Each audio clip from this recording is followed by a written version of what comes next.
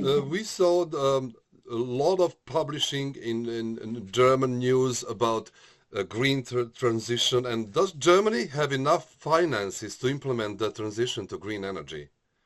Yeah. So my clear answer to this question is unfortunately no. And I maybe have to restrict it a little bit. It is not financeable with the current approach. And what is the current approach? To make it very short, it's all electric, meaning that we are aiming at a 100% electricity-based systems, the energy coming from renewables. The only molecule that is permitted in this approach is green hydrogen that is produced on the basis of wind and solar energy. So, and this approach is very, very expensive. And then in addition, what makes me very sad, it will lead to a situation where the CO2 reduction targets that we have in Germany, being climate neutral in 2045, will very, very probably not be met.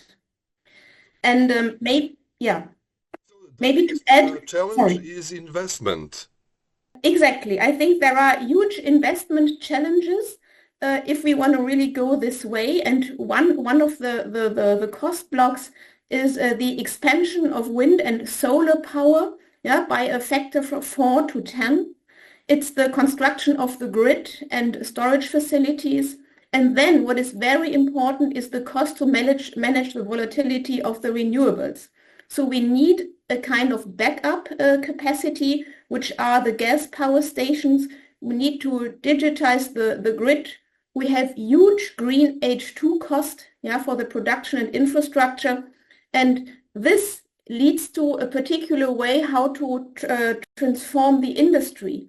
And I assume that what is actually happening around ThyssenKrupp, so the huge steel producer that we have here in Germany, this is just one example to show what this means for industry. And just one last sentence, there is a very interesting study from McKinsey, which is also listing all the challenges and what it means. The title is Navigating the Physical Realities of the Energy Transition. And these physical realities make it very, very expensive, in particular, if you reduce the set of allowed technologies. So based on everything you said, is it possible to see the transition to green energy in the next 10 years? So from everything that I have understood about this topic, the only answer is that this is an absolute illusion. 10 years would even mean 2035. And now we are even talking about the world. This is really impossible. And if you have a look at Germany, which is one of the strongest economies in the world, and if this country is struggling, what do you want to expect from the rest of the world, having less financial capabilities? And just one look to the Paris Agreement, I think, and there you have everything in written. We have the different nationally determined contributions of the countries of the world, and just naming India as a very important and interesting example, it is aiming at 2060 to become climate neutral. So they know that they will need more time. And what makes it even more challenging, these countries are all growing economies with an increasing demand for energy. And now, taking in mind that 80% of today's primary energy supply is still based on fossil fuels, we can be more than happy if now, even taking into consideration that the energy demand will increase by 2050, by 30 to 40%, we can be more than happy if just the increase will be based on renewables. And that would be a great success. Meaning, we need a way to deal with the fossil fuels that are still in the world and will remain. So we have like COP29, and there is a lot of talk that the highlight of the conference in Baku, Azerbaijan, will be the poorest countries and how to help them to make that transition. And that is a lot of investment. I mean, if the richest country can't do that, what is the point, and how can that investment be possible for poorest countries? Yeah. So are there real capacities for such investments in the poor countries themselves? Again, the answer is no. And at the end, everybody knows that. And again, it's very worth having a look at the Paris Agreement and again, having a look at the NDCs, the nationally determined contributions of the poorer countries, and they are all conditional. And conditional means that they will only be reached if there is a massive financial flow from outside. Now, the question is, who is outside? Where is outside? And this is the richer part of the world. Yeah, this is countries like Germany that currently spend billions of euros into their own energy transition. And I think it's really urgently necessary really to think, to stop and really to start thinking, is there a better use of the money? Yeah? And if we do not manage to find this money for the global energy transition, we will never be successful with the global transformation. This is also for sure. But at the end, this global transformation is the only one that counts if we want to stabilize the climate. This is the situation we are in. So you were one of the main speakers at many high-level plenary sessions where you spoke about natural solution. What would be the solutions for the faster and cheaper transition to green energy on a global level? Yeah. So you mentioned nature, and I'm very happy that you mentioned nature because this is very often neglected, and nature is really a very important element of the solution. That is nature and not energy.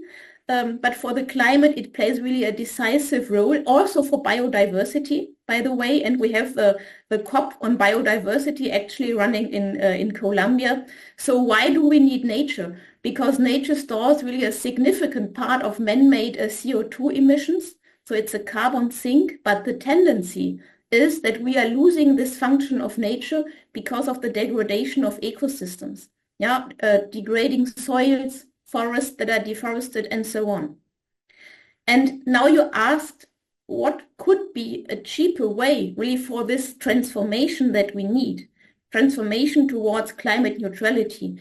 And from everything what I do understand, it's a smart combinations of different solution elements with the aim to avoid or to minimize, let's say it like that, to minimize CO2 avoidance cost. We have to find the cheapest way. And at the end, the world is the field where we have to look at. And now what are the solution elements? It's nature, as you said, as a carbon sink. Then we have the electrical power system that should build upon two pillars. So of course the renewables, but also something that is reliably controllable to make the whole system cheaper. And what is reliably controllable? It's either fossil fuels, fossil energy with carbon capture or nuclear. Then, because we will stay with the fossil energies for a long time, considering the 80% that I mentioned, we will need CCUS, carbon capture, utilization and storage. Then we will need low carbon fuels, gas and liquids, so the world of molecules beyond green hydrogen. Then a topic that is also of importance to stabilize the climate is to eliminate methane leakages. And finally, this is a deal of cooperation, of global cooperation, meaning we need an according governance really to finance and enable this international cooperation and this international transformation. And just one idea, because it's a short interview, there was in the past the idea of paying differential cost for climate neutral technologies. I think there is this Montreal Protocol that was applied in the context of the ozone layer that had to be closed, and that was successfully closed. So having a look at ideas like that could help the world also in the context of climate. About all these topics, and maybe even more, not just maybe, but for sure much more, you wrote a book, and this book was published yesterday. And can you tell us a little bit more about this book that you published? Yeah, it was for sure not me alone. I would never have been possible. So it was the team of the organization Global Energy Solutions. And we have worked the past 3 years on all these topics that I mentioned. The results of that have been published really 2 days ago in a book. The occasion was the Frankfurt Book Fair in Germany, and the German title of the book is All in Energie und Wohlstand für eine wachsende Welt in English, and the book will soon be available in English as well. It's All in Energy and Prosperity for a Growing World.